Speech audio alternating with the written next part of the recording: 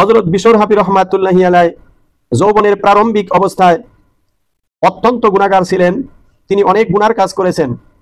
তিনি একদিন মদ খেয়ে মাতাল অবস্থায় তিনি পোস্ট কোয়ার্টারের দিকে যাচ্ছেন। পথের মধ্যে তিনি হঠাৎ দেখতে পেলেন এক টুকরো কাগজ, যাতে আরবি লেখা রয়েছে, কিন্তু কি লেখা রয়েছে তা তিনি পড়তে পারতেন না। তিনি কাগজখানা উঠিয়ে মায়ের কাছে চলে আসলেন, মা বলো তো এর মধ্যে কি লেখা আছে। মা জননী কাগজখানা হাতে নিয়ে দেখলেন বিসমিল্লাহির রহমানির রহিম লেখা রয়েছে। মা দুঃখিনী চোখের পানি ছেড়ে দিয়ে আল্লাহকে ডেকে বলেন, মাবুদ তুমি কি আমার বিশরকে মঞ্জুর করেছো, বিশরকে তুমি হেদায়েত করেছো। বিশর রে, এই কাগজের মধ্যে ওই প্রভুর নাম লেখা যিনি তামাম জাহান সৃষ্টি করেছেন, তোমাকে এবং আমাকে সৃষ্টি করেছেন। বিশর ডেকে বলেন, মা গো এই কাগজটি কোথায় রাখলে এর মর্যাদা রক্ষা হবে। বিশরের মা বলেন, ওযু ছাড়া এই কাগজ ধরা যাবে না, এইটা তোমার পবিত্র অবস্থায় ধরতে হবে। এটা আতর লাগাইয়া সুন্দর কাপড় দিয়ে পেঁচিয়ে সর্বোচ্চ জায়গায় রাখা হবে।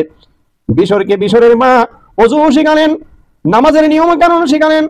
বিশরই হাবি এই কাগজটিকে আতর লাগাইয়া সুন্দর কাপড় দিয়ে, পবিত্র কাপড় দিয়ে পেঁচিয়ে মাথার উপর রেখে তিনি মায়ের শেখানো নিয়মে তিনি এশার সালাত আদায় করলেন। এশার সালাত আদায় করার পরে তিনি জিকির করতে করতে ঘুমিয়ে গেলেন। ঘুমের মধ্যে স্বপ্নে দেখেন কে যেন মধুর কণ্ঠে ডেকে বলতেছেন, ইয়া বাশরু রফাতা ইসমি ফারাফানাকা ওয়া তাইবাতা ইসমি ফাতিবনা লাকা। হে বিশর, তুমি আমার নামের সম্মান করেছো, আমি তোমাকে উন্নত করলাম।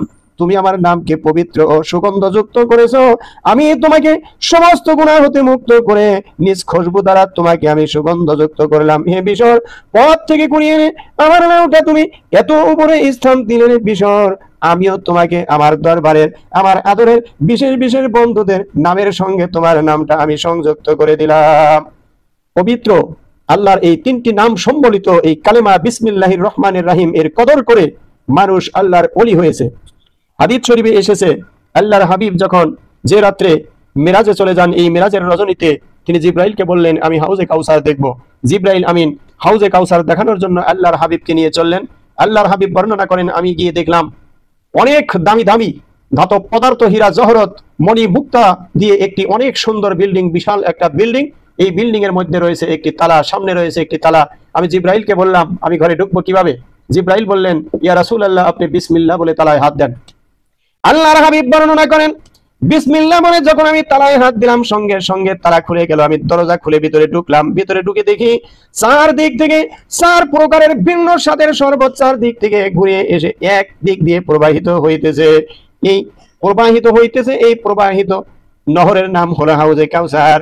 আল্লাহর হাবিব বলেন, রোজ কিয়ামতের কঠিন ময়দানে মানুষগুলো যখন পানি পানি বলে চিৎকার করবে, এই কঠিন ময়দানে কাউকে যদি এক পেয়ালা শরবত পান করানো হয়, কমপক্ষে 40 দিন পর্যন্ত ওই লোকটার পানির পিপাসা লাগবে না।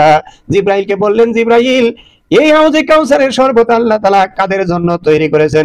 জিব্রাইল বললেন, ইয়া রাসূলুল্লাহ, আপনি দেখলেন তালার চাবির নাম বিসমিল্লাহ। আপনার উম্মতের মধ্যে প্রত্যেকটা নেক কাজের পূর্বে যারা বিসমিল্লাহির রহমানির রহিম বলবে, কিয়ামতের দিন মহান আল্লাহ তাদের জন্য হাউজে কাউসারটা রিজার্ভ করে দিবেন।